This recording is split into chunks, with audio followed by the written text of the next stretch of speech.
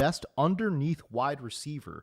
I'll throw out some candidates here: Khalil Shakir, Puka Nacua, Josh Downs. I mostly looked at passes of under 10 air yards. I ultimately went with Khalil Shakir is the best underneath wide receiver this year. Look at the release. There's your separation. Great route. Stutter and go. Gets by clean. That is unbelievable. May be the greatest catch I've ever seen. I'm so excited, bro, because we're going to be talking about end-of-year awards, and not your typical stuff, but like RP-based, end-of-year stuff, because we're going to focus on wide receivers. We're going to talk about best underneath wide receiver, best deep ball wide receiver, man coverage, zone coverage, all this kind of stuff, man. So I'm really excited to talk to you about it. And yeah, just FYI, a little peek behind the curtain here. Our guy, Matt Harmon, put some work behind these awards, man. So I am excited to kind of walk through this whole award season here with you. Yeah, forget MVP. Who cares about that? Yeah, offensive player of the year, coach of the year, all that usual stuff that you're going to get on other shows. These are 8 wide receiver centric awards here that we're going to hand out, all positive. So, I love that little rosy stuff here. Yeah. No most disappointing wide receiver, anything like that. No, all positive. 8 awards here. We're going to hand out to a bunch of different players. And I mean, I've got honorable mentions for all of these as well. And obviously, disclaimer up at the top, I have not sat here and charted all of these players. So obviously I did not spend the last 2 days since James pitched me this idea doing nothing but charting. I'm also still getting over being sick too, so my voice probably isn't at 100% either, and certainly did not want to spend the last 2 days behind the computer screen simply charting, but did a little bit of film work, did a little bit of charting work, obviously did a lot of data work, and some of these guys I have charted during different portions of the season, but that's just the one disclaimer. Obviously I haven't charted all these guys, but have watched all of them, have taken in all the stats and everything, and I think it's gonna be a pretty good show. By the way, you do have a lot of information. You just don't have a full charting profile. I mean, you've done games on a ton of these players. So you've got some of that stuff obviously in the back pocket as well. All right, let's get right into it. Let's talk about best underneath wide receiver. I'll throw out some candidates here: Khalil Shakir, Puka Nacua, Josh Downs. Where are we going here with best underneath wide receiver? Yeah, and obviously when you're defining like what is the underneath area of the field, that's a little interesting. I mostly looked at passes of under 10 air yards here, and when you look at I think that's the way to go. That's like your short targets. Anything 20 plus, those are your deep targets. I would say the 10 to 15 or 15 to 20 area. That can be some stats track it differently. Their deep targets are like 15 plus air yards, whatever. But there's kind of like the intermediate area there as well. So for this, I just was looking at kind of stats. 7 under 8 air yards and then under 10 air yards. I ultimately went with Khalil Shakir is the best underneath wide receiver this year because he's got some. Number one, he's got some of the best hands in the NFL. He catches everything. We know that. He has 0 drops on targets under 10 air yards this season, which is pretty impressive. Also, this stat as well, I thought was crazy. He led the NFL with 3.14 yards per route run on throws under 8 air yards versus zone coverage. I believe he was the only player to run over 250 routes. Any stat I quote you, by the way, on this show, these are all players that ran over 250 routes, unless I tell you otherwise over the course of the season, because I figured that's the best way to eliminate some small sample size noise, all that stuff.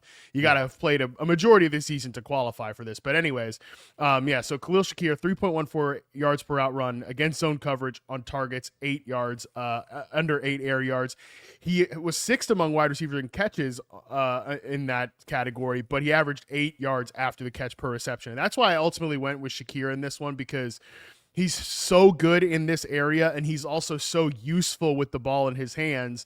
Sure. He was a consistent option for the Buffalo Bills all season long. I would say he was the most consistent player in their passing game, obviously besides the quarterback. Super useful guy, rock solid player. He doesn't offer as much down the field as actually some of the other 3 players we'll talk about in the honorable mentions category, but because he was so particularly good in this one area, I ultimately went with him for best underneath wide receiver this season.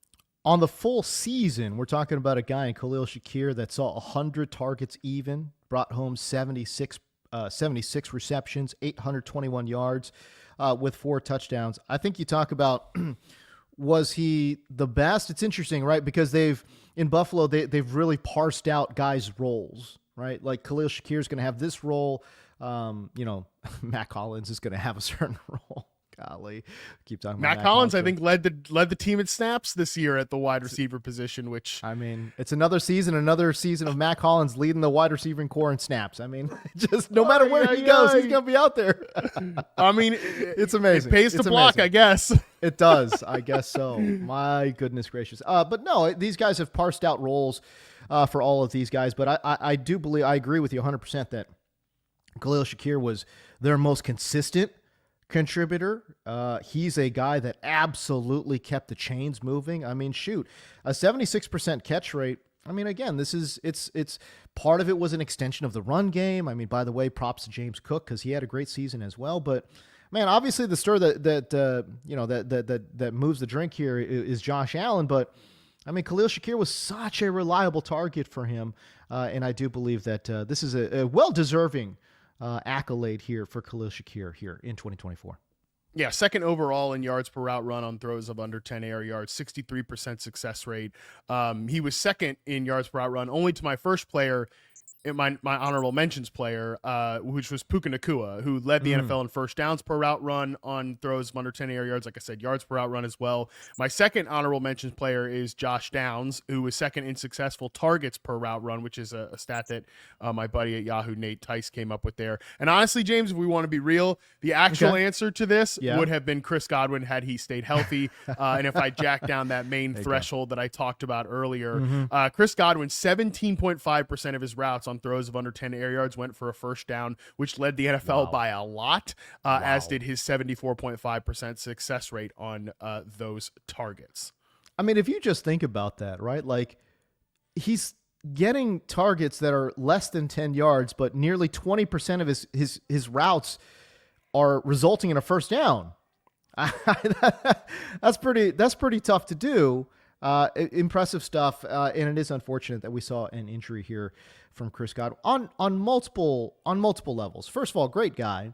You hate to see the injuries, but again, he was putting together a fantastic season, a spectacular season in what would be a contract year for him. And just at his particular age, this is his last big payday, man. It stinks. It absolutely stinks. Chris Godwin, one of the good guys in the NFL for sure. Would have loved to see him play an entirety of 2024 and get that bag, baby, this offseason. But we'll see where he goes. We'll see where he goes this offseason. We'll obviously be keeping a very close eye on that.